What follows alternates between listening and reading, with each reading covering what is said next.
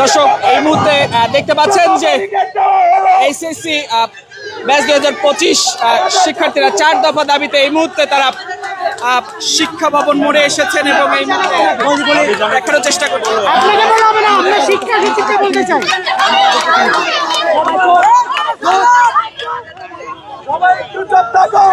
আমরা অলরেডি শিক্ষা বোর্ডকে জানাইছি, হ্যাঁ, যে 14 তারিখ আমরা তাদের একটা নোটিশ দিয়েছিলাম।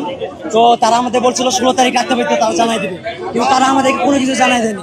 এই জন্য আমরা আজকে এখানে অবস্থান নিয়েছিলাম শিক্ষা বোর্ডের সামনে 17 তারিখ সকালে। তারা আমাদেরকে দুপুরের পর একটু আগে আমাদের ডাক দিয়েছিল এবং বলে এটা আমাদের বোর্ড থেকে কোনো কার্যকর হবে না, কিন্তু আমাদের পক্ষ থেকে শিক্ষা মন্ত্রণালয়ে আমরা এটা পেইড করেছি এবং এটা সময় লাগতে পারে কিংবা হতে পারে কিনা এটা তারা শিওর জানে না, বাস্তবায়ন হবে কিনা। কিন্তু স্যার আমাদের এগুলো যৌক্তিক দাবি, আমরা পূরণ করা না, আমাদের পূরণ যতক্ষণ না হবে আমরা রাজপথ ছাড়ব না। আপনারা কোথায় ভাই একটু কথা বলি আমরা। তোমরা কি আমি আরো কথা বলি না ভাই, তোমরা এখন কি জানাইতে চাও, কি দাবি নিয়ে আসছো সেটা 4 দফা দাবি নিয়ে আসছি। 1 নম্বর স্যার আমাদের হচ্ছে সাপ্লিমেন্টারি পরীক্ষা নিতে হবে, 1 মাস বা 2 মাসের ভিতরে পরীক্ষা নিতে হবে এবং আমাদেরকে এমসিকিউ এবং সিকিউ মিলে পাস করে দিতে হবে। 3 নম্বর প্রশ্নের বৈষম্য রাখা যাবে না, যেমন ধরেন স্যার একটা বোর্ডে একটা প্রশ্ন হতে পারে, মানে কঠিন অন্য বোর্ডে প্রশ্ন হয়, এই বৈষম্য রাখা যাবে না। তারপর 4 নম্বর স্যার হচ্ছে আমরা যারা হচ্ছে 1 বিষয় বা 2 বিষয়ে তারা ফেল করছে, মানে তাদেরকে আপনার কলেজে অ্যাডমিশন দিতে হবে বা সাপ্লিমেন্টারি পরীক্ষা যে দিব এটার মাধ্যমে আমাদেরকে অ্যাডমিশন দেওয়ার ব্যবস্থা করতে হবে। আচ্ছা, তোমরা কি যে দাবি দেওয়া লিখিতভাবে নিয়ে আসছো কোনো? স্যার এই দাবিগুলো আমরা শিক্ষা বোর্ডকে অলরেডি জানিয়েছি। এখন কাকে জানাইতে চাও? আমরা এটা শিক্ষা মন্ত্রণালয়ে জানাইতেছি। শিক্ষা মন্ত্রণালয় তোমাদের কয়জন যাবা? প্রতিনিধি দাও আমাকে। আমরা স্যার ওখানে 5 জন তিনজন সিলেক্ট।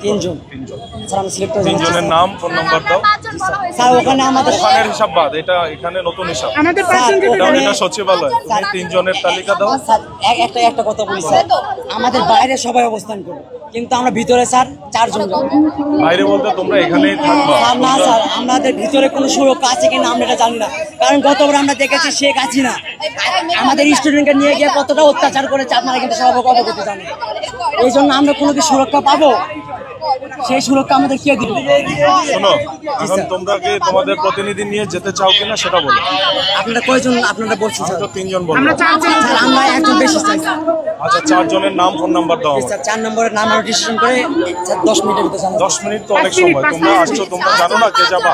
তোমাদের নেতা তো আগে থেকেই ঠিক করা থাকতে হবে। জি স্যার, স্যার আমি এগুলো সব প্রতিনিধি করার চেষ্টা করতেছি। করো, 4 জনের নাম দাও, 2 মিনিট সময়। আমরা আপনাদের গণমাধ্যমকে জানাই দিতে, ওনারাই জানাবে।